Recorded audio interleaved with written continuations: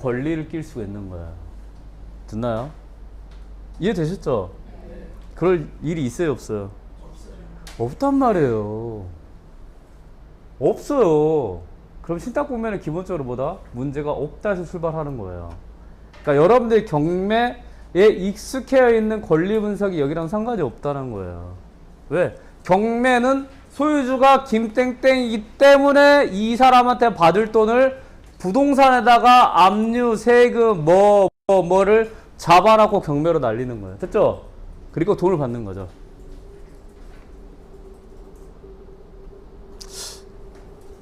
이게 지금 안 들린다고 하는데요?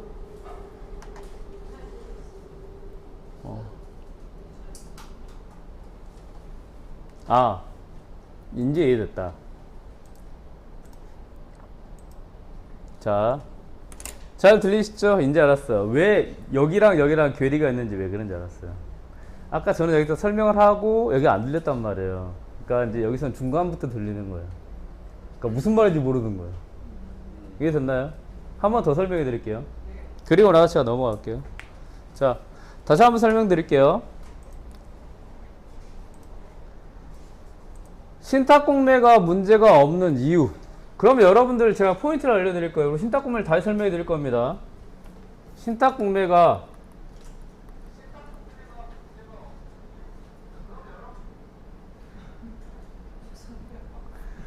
누구야? 누가 또 생각 없이 농담입니다. 자, 또 누구야? 누구십니까, 진짜? 자, 신탁 공매가 문제 없는 케이스 왜 그럴까? 이거를 여러분들 항상 이해하시죠. 왜? 그러면 경매랑 비교해보면 나와버려요. 경매는 부동산이 있습니다. 소유주가 누구다? 김땡땡. 이해됐죠? 그러면 이 소유주 부동산을 가지고 있어요. 근데 자, 기본적으로 이 부동산을 가지고 돈을 빌리죠. 뭐? 근저당. 됐나요? 네? 이 부동산을 가지고 돈을 빌릴 수도 있고 아니면 내가 개인적으로 빌렸어. 개인 빚. 이게 뭐예요? 가압류, 압류. 그럼 이분들이 돈을 못 받아요. 그럼 어떻게 해요? 판결에 의해서 이 부동산에 내가 받을 돈 있어요 라고 가압류, 압류 걸죠. 세금 여기도 압류 걸죠. 이해된다요? 이혼했어. 이 부동산을 팔아서 분할해야 돼요. 그럼 뭐래요? 처분금지 가처분을 하는 거예요. 가처분. 됐죠? 그럼 뭐예요, 결국은? 이 소유자의 부동산에 이런 권리들이 껴있는 거야. 그렇기 때문에 경매의 권리 분석이 어렵다는 겁니다. 그리고 나서 여러분들이 가장 조심해야 될 거, 대항력 있는 임차인. 됐죠? 이것도 누구랑 계약을 해요? 김땡땡이란 분과. 그러면 이렇게 문제가 많아요. 그쵸? 경매는 공매, 압류까지 됐습니다. 그럼 신탁공매로 가봅시다. 신탁공매는 소유주가 누구예요? 신탁이죠? 땡땡 신탁이죠? 됐죠?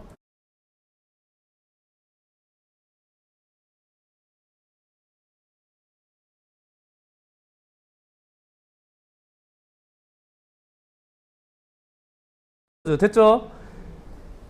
가압류를 해야 돼. 신탁회사가 돈을 빌리겠어요? 이 부동산이 원래 누구 건데? 다른 사람 거잖아요. 실질적으로는. 만약 신탁회사가 돈을 빌려서 여기에 가압류 들어가면 신탁회사는 뭐가 되는지 아세요? 이건 형사감이에요. 됐죠? 그럼 어떻게 돼요? 여기에 압류, 가압류, 근저당이 들어올 수가 없는 구조란 말이에요.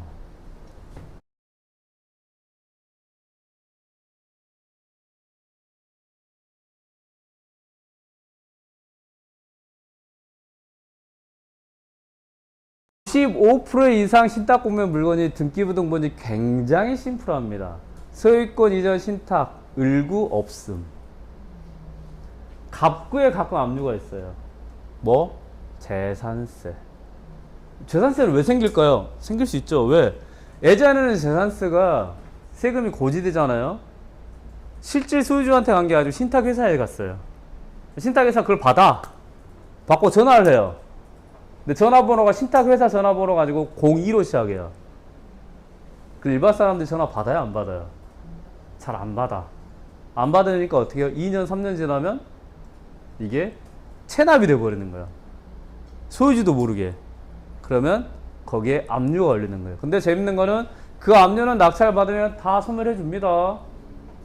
없애줘요. 이거 헷갈리면 안 돼요. 어떤 분이 압류 금액 얼마인데요? 재산세를 여러분들 계산해 보면 돼요. 제가 알기로는 재산세 0.15%인가요? 제가 지금 정확히 기억이 안 나거든요. 아니다. 재산세가 사무용이 세무사 안 계시나요? 한마디 2억짜리 재산세가 몇백이 안 된다고요.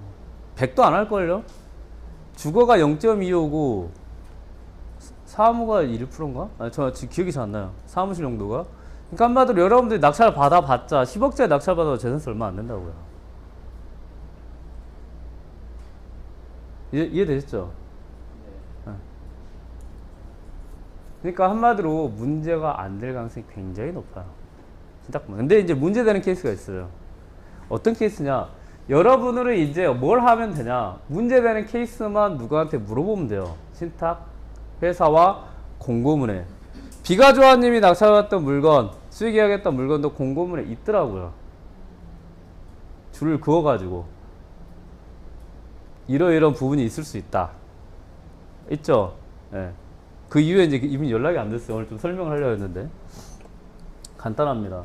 그렇기 때문에 아까 말씀드린 것 같이 예전에는 신탁공매 문제 많았어요. 문제 많은 퍼센테이지 몇 프로인지 아세요? 예전에 10%. 100%에서 10% 정도 문제가 많았어요. 왜? 신탁회사 직원도 몰랐거든. 신탁을 모르는 거예요.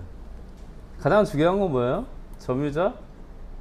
신탁회사와 계약을 하거나 동의를 하면 집주인이 계약했잖아요. 그럼 뭐 해야 돼요? 주택임대차보호법의 보호를 받아버려요. 근데 이것도 몰랐어요, 신탁회사가. 에이, 말이 됩니다. 여러분들 생각보다 한번 가보세요. 주택임대차보호법 모르시면, 저도 몰랐습니다. 저도 경매 시작하기 전까지 몰랐어요. 상가는 넘사벽이었고.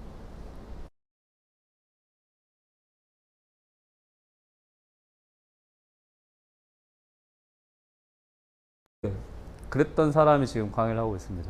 중요한 건 뭐예요? 모를 경우가 많다. 근데 지금은 거기도 많이 업그레이드가 됐죠. 더 재밌는 거 알려드릴까요? 예전에 경매도 그랬어요. 공매 압류 재산도 그랬어요. 시간이 지나면 지날수록 이분들 경험치가 쌓인 것 뿐이에요. 그래서 지금은 어떻게 됐다? 거의 한 2, 3년 전부터 나온 애들 있죠. 거의 문제 없어요. 거의. 왜? 잘 알아요, 이제. 그래서 이게 더 문제예요, 우리한테. 실수를 잘 안 해요. 공매에서 가장 큰 대박 나는 물건들이 어떤 물건이라고 그랬어요? 담당자 실수. 신탁공매도 마찬가지입니다. 신탁회사에서 가장 큰 실수에서 지금도 공매로 나온 물건이 있습니다. 무궁화 신탁입니다. 그런 큰 실수가 있었거든요.